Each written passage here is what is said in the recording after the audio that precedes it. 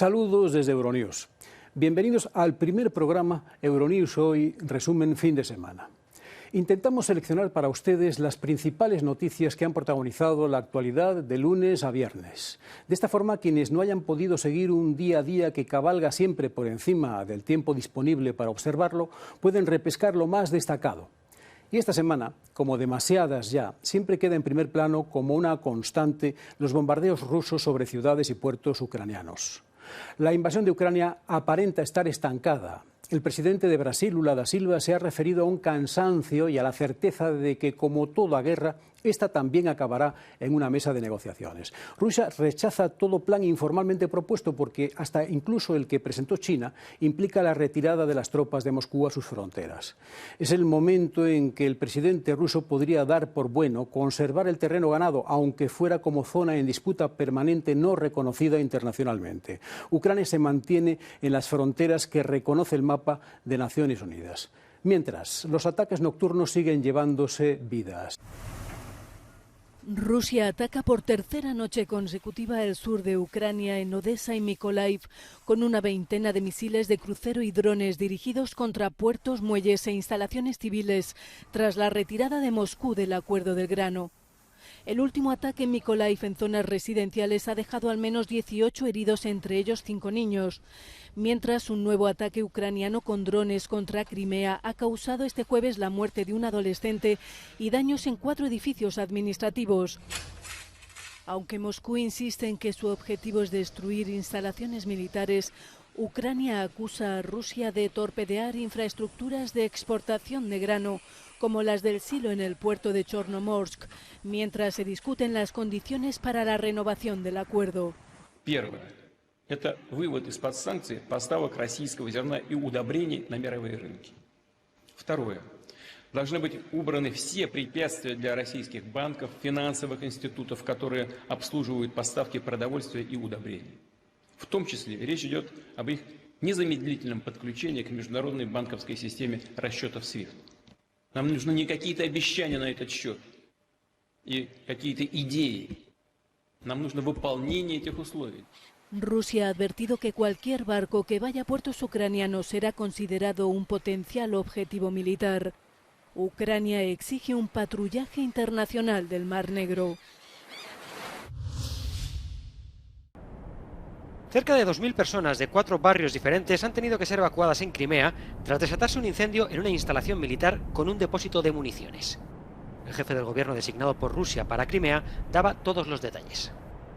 На войсковом полигоне в Кировском районе Республики Крым произошло возгорание. Причины возгорания будут установлены следственными органами.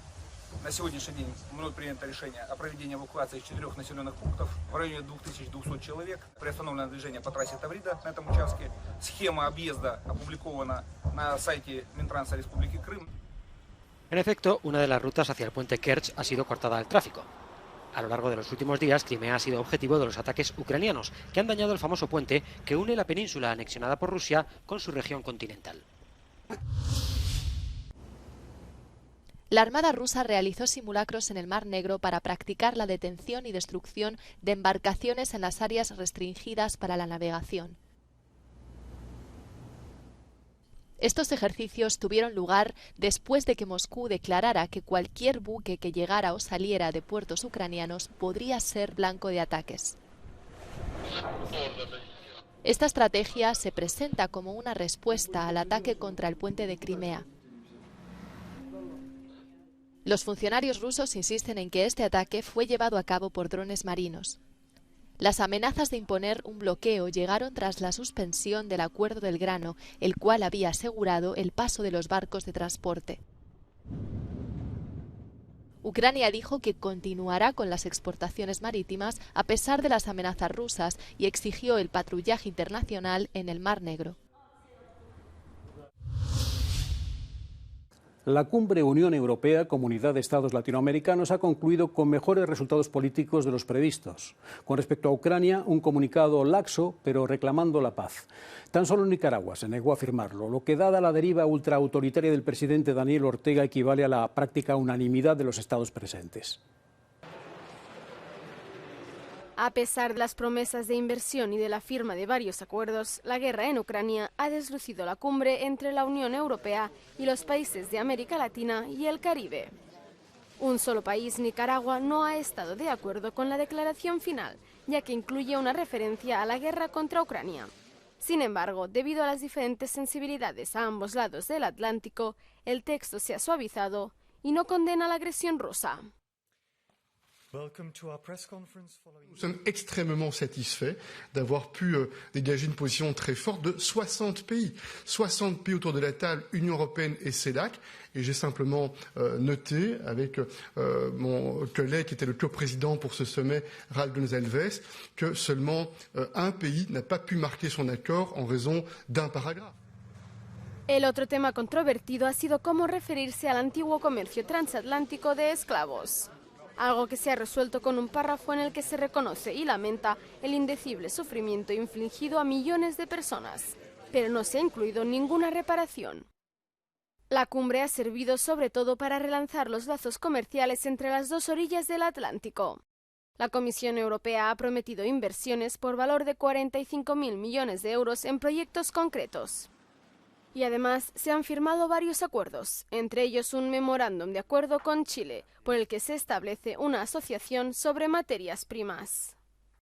Es la primera vez que pudimos discutir y hablar con toda claridad un mecanismo para terminar con el extractivismo en América Latina. Esta idea de que América Latina es solo proveedora de producción primaria y pareciera que siempre fue impedida de industrializar esa producción primaria. Y es la primera vez que con todas las letras pudimos hablar del extractivismo sin culpas. Medio en broma, medio en serio. Digo, demandó 5 siglos, pero finalmente lo conseguimos. La Unión Europea está intentando contrarrestar la creciente influencia de China en la región, ya que el gigante asiático ha conseguido convertirse en su segundo socio comercial, por detrás de Estados Unidos y por delante de la Unión Europea. Las elecciones en España levantan atención más allá de España por sus repercusiones internacionales.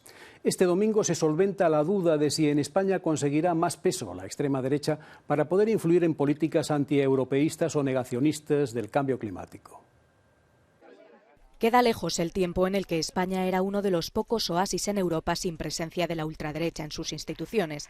Desde 2019, Vox cuenta con 52 escaños en el Congreso de los Diputados. Desde luego se ha blanqueado a Vox, no solo tras las elecciones en Andalucía. Ciudadanos y el PP aceptaron montar una manifestación con Vox en la Plaza Colón, estamos hablando de febrero del 19. Es decir, en España no hubo nunca lo que se llama cordón sanitario o cordón democrático frente a fuerzas de extrema derecha.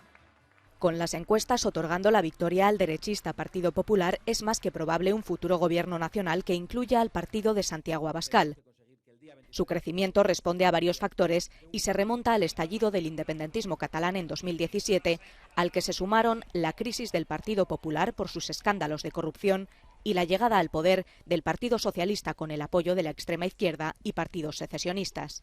Y eso evidentemente es capitalizado por Vox porque ahí encontramos uno de los mayores enemigos de Vox, la que ellos consideran la anti-España. Es un fenómeno que también se explica por el miedo a lo desconocido, el cambio tecnológico que estamos viviendo y que está haciendo que hay un clivaje nuevo, ¿no? No solo izquierda-derecha, no solo nacionalista, no nacionalista, sino, por ejemplo, rural-urbano. Y por último, y no menos importante, el ascensor social, el contrato social parece haberse, no sé si roto, pero al menos sí puesto en cuarentena. Con la vista puesta en las elecciones europeas de junio de 2024, la UE teme los efectos de un gobierno del PP con Vox en España. Pondría sobre la mesa la posibilidad de una futura alianza tras las próximas elecciones europeas entre el Partido Popular Europeo y los conservadores y reformistas europeos. Pero ¿hasta dónde puede seguir creciendo esta ola extremista? Cuando llegan, vemos que no están en las cuestiones del día a día.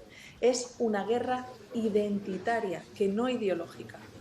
Por lo tanto, cuando han gobernado no han repetido. Trump no repitió, Bolsonaro no repitió. Veremos a ver si Meloni repite.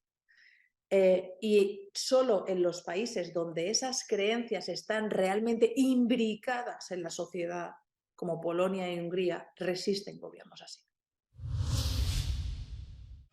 En las elecciones generales de España, los expertos prevén un gran número de votos para los dos grandes partidos tradicionales, algo impensable en otros países de Europa donde hay una mayor división. Según los expertos, hay varias razones. Una es la crisis de las formaciones que nacieron de la indignación, Ciudadanos y Podemos. Ninguna de estas marcas está en las papeletas.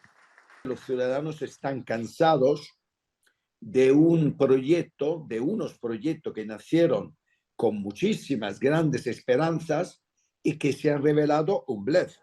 Para ambos partidos, la piedra en el camino siempre ha sido la ley electoral española, que da más peso a los votos de las provincias donde la elección suele ser más tradicional. Dándole mucho peso a estas circunscripciones pequeñas y medianas de las que siempre hablamos, donde en función de su población pues tendrían una representación más minoritaria de lo que tienen, ¿no? Y tienen un gran peso en las decisiones. Hace que los votos en las regiones más urbanas tengan menos poder. Han sido más partidos urbanos que no partidos rurales, porque evidentemente en las ciudades para ellos ha sido más fácil instalarse. Mientras que, según los expertos, Ciudadanos desaparece por una mala estrategia de posicionarse a la derecha, la crisis de Podemos y su urgente unión a Sumar está más relacionada con su participación dentro del gobierno. Nadie puede negar que ha tenido éxitos, incluso a nivel económico, pero también es verdad que ha sido una coalición de gobierno marcada por muchísimas diferencias entre los partidos principales y luego que ha tenido que tener también acuerdos con los independentistas, con Bildu, con una serie de fuerzas políticas que en España sigue sin gustar mucho. Además, otros factores quizá inesperados también han beneficiado al PSOE y al PP. Con la pandemia, incluso con la guerra de Ucrania, pues como has visto, ahí se ha intentado también desde Europa, por supuesto, dar una salida menos radical que afecte a los ciudadanos y a la clase media de lo que se hizo en 2008, ¿no? Entonces eso también, bueno, pues ha sido un escenario diferente para que también los partidos tradicionales puedan consolidarse. Estamos volviendo al voto útil. Yo personalmente creo que están buscando la solución que a ellos le parezca la menos mala. ¿En qué aguas va a navegar la nueva ley británica de inmigración? No en las de la legalidad internacional, denuncia Naciones Unidas, coincidiendo con la llegada a Portland de un barco gigantesco destinado a acoger a 500 solicitantes de asilo. El alto comisionado para los derechos humanos mantiene que la medida es contraria a las obligaciones del Reino Unido, marcadas por la ley internacional, y advierte que tendrá graves consecuencias. La nueva legislación no permitirá a quienes lleguen de forma irregular solicitar asilo, independientemente de sus circunstancias. Prevé que sean expulsados a terceros países donde no se garantiza su protección como refugiados. Favorecerá que no se hagan excepciones con los menores no acompañados ni con las víctimas de trata de personas. Tanto el barco como la legislación forman parte de la estrategia del gobierno de Rishi Sunak para evitar la llegada de botes a través del Canal de la Mancha. En 2022 más de 45.000 personas lo hicieron y varias se dejaron la vida en el intento. Avanza la investigación que implicaría a Trump en el asalto al Capitolio. El gran jurado, a quien compete la imputación al expresidente Donald Trump, se reunió este jueves en Washington a puerta cerrada. Trump recibió el domingo pasado una carta del fiscal especial Jack Smith en la que le informaba que era objeto de investigación y que tenía 4 días para declarar. Podría ser acusado de 3 posibles cargos: privación de derechos, manipulación de testigo y conspiración para cometer fraude contra Estados Unidos. A target letter is generally sent to people who the Justice Department is poised to indict. What it means is that investigators have gathered evidence that links a person, in this case Donald Trump, to a crime that's being investigated. Trump ve en este nuevo capítulo judicial una caza de brujas en su contra. Trump fue imputado ya en junio ante un tribunal de Miami por retención ilegal de secretos del gobierno, obstrucción a la justicia y conspiración, entre otros delitos.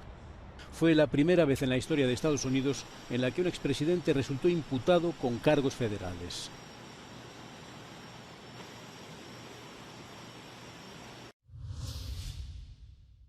La justicia española ordena a Interpol la entrega inmediata a Estados Unidos del pollo Carvajal. La Audiencia Nacional ha ordenado a Interpol que ejecute de manera inmediata la entrega a Estados Unidos del exgeneral venezolano Hugo Armando Carvajal, jefe del contraespionaje venezolano durante la presidencia de Hugo Chávez. La decisión se produce una vez que el Tribunal Europeo de Derechos Humanos de Estrasburgo rechazara la semana pasada el último recurso del exgeneral. Carvajal ha tratado por todos los medios de paralizar una entrega que fue acordada en 2019. Estados Unidos lo reclama por supuesta pertenencia a organización criminal, colaboración con organización terrorista y tráfico de drogas. Expresidente de Panamá condenado a 10 años por lavado de dinero. Ricardo Martinelli fue hallado culpable del delito de blanqueo de capitales por la compra con fondos públicos de una editora de medios de comunicación. Presidente de Panamá de 2009 a 2014, ha sido condenado además al pago de 19 millones de dólares. Martinelli, de 71 años, es candidato presidencial por su partido, realizando metas para los comicios de mayo del año que viene. La sentencia establece la disolución de la empresa y el decomiso de sus bienes a favor del Estado panameño. Martinelli, quien se dice un perseguido político, también afronta cargos por blanqueo de capitales en el caso de los sobornos de la constructora brasileña Odebrecht, cuyo juicio se espera que empiece en agosto.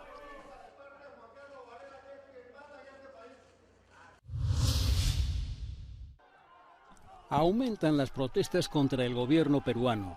La jornada de movilizaciones antigubernamentales en Perú concluyó con 8 heridos y 6 detenidos. La manifestación más importante contra la presidenta Dina Boluarte llegó en Lima hasta los exteriores del Congreso peruano. Intervinieron organizaciones sindicales, sociales, grupos de estudiantes, activistas y partidos de izquierda. Mientras, los enfrentamientos con la policía aumentaron en una serie de protestas que se extendieron por gran parte de Perú. Las acciones colectivas de protesta se llevaron a cabo este miércoles en 64 provincias, con movilizaciones y bloqueos.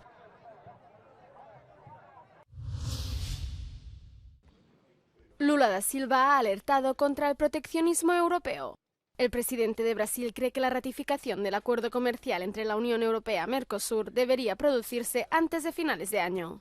No obstante, pide una asociación entre iguales, como se ha acordado en la recién finalizada Cumbre Unión Europea-CELAC en Bruselas.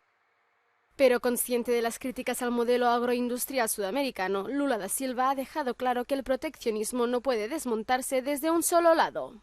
França é muito ciosa da proteção dos seus produtos agrícolas, da sua pequena e média agricultura, do seu frango, da sua verdura, do seu queijo, do seu leite, do seu vinho. Sabe? Então, da mesma forma que a França tem essa primazia de defender a unhas e dentes o seu patrimônio produtivo, nós temos interesse de defender o nosso. A riqueza da negociação é que alguém tem que ceder. En febrero, la Unión Europea envió una carta con nuevas exigencias sobre la preservación medioambiental de la selva amazónica. Es decir, un nuevo obstáculo para el acuerdo con el bloque formado por Brasil, Argentina, Paraguay y Uruguay. Quais seriam os pontos centrais para o Brasil nessa carta? Veja, primeiro que nós não aceitamos a Carta Adicional da União Europeia. É impossível você imaginar que entre parceiros históricos como nós, alguém faça uma carta com ameaça. Nós não temos problema, nós fizemos uma carta-resposta e achamos que a União Europeia vai concordar tranquilamente con nuestra respuesta. La posición latinoamericana sobre la guerra en Ucrania también ha sido uno de los temas de la cumbre, donde Lula ha insistido en la necesidad de trabajar rápidamente hacia un alto el fuego y ha ofrecido de nuevo su mediación. Nem o Zelensky nem o Putin querem falar em paz, porque cada pensa que vai ganhar. Ou seja, mas está havendo cansaço. O mundo começa a cansar. Os países começam a cansar. Então vai chegar um momento em que vai ter paz. E aí vai ter que ter um grupo de países capaz de conversar con Rusia y conversar con Ucrania. Tras largas horas de negociación, la declaración final de la Cumbre Unión Europea-Latinoamérica ha dejado al descubierto el distinto enfoque del conflicto en ambos lados del Atlántico. Finalmente, los países solo pudieron acordar una débil declaración que hace referencia a la guerra contra Ucrania, sin mencionar siquiera a Rusia y sin el apoyo de Nicaragua. Hay una constante que se mantiene en toda la historia de la ciencia, pese a tiempos adversos. a grandes conflictos bélicos o al desprecio presupuestario de los eventuales gobiernos de cada país puedan brindar a la investigación científica. La constancia, la insistencia en líneas de trabajo conducen a resultados. Este es el caso, con la plaga de ausencia y dolorosa desmemoria que produce el Alzheimer. Estos son los avances. Un nuevo ensayo para detener el Alzheimer en personas que hereditariamente puedan padecer la enfermedad empezará este año. Solo en un 1% de los casos de Alzheimer, este viene determinado genéticamente. Sin embargo, los autores del estudio aseguran que también hará avanzar la investigación sobre la demencia. Por otro lado, la empresa estadounidense Eli Lilly busca la aprobación de la Administración de Alimentos y Medicamentos de Estados Unidos para un nuevo fármaco que retrase el deterioro cognitivo por Alzheimer hasta un 35%, el donanemab.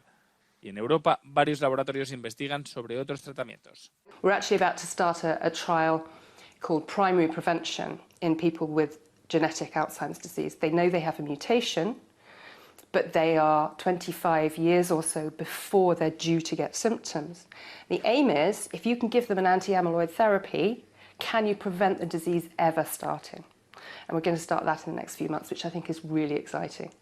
En este punto, ningún laboratorio puede hacer milagros, ninguno promete una cura total del Alzheimer, pero sí tratamientos significativos que lo retrasen y dignifiquen la vida de los enfermos.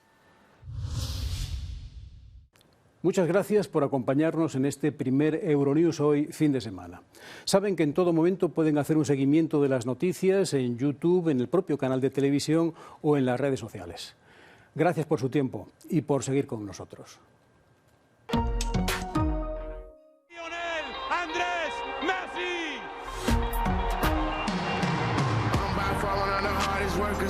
Firm believer in practice make perfect. You can gather all the water, stay thirsty. Took a lot to get us here, we broke curses. Kill or be killed, the field show no mercy.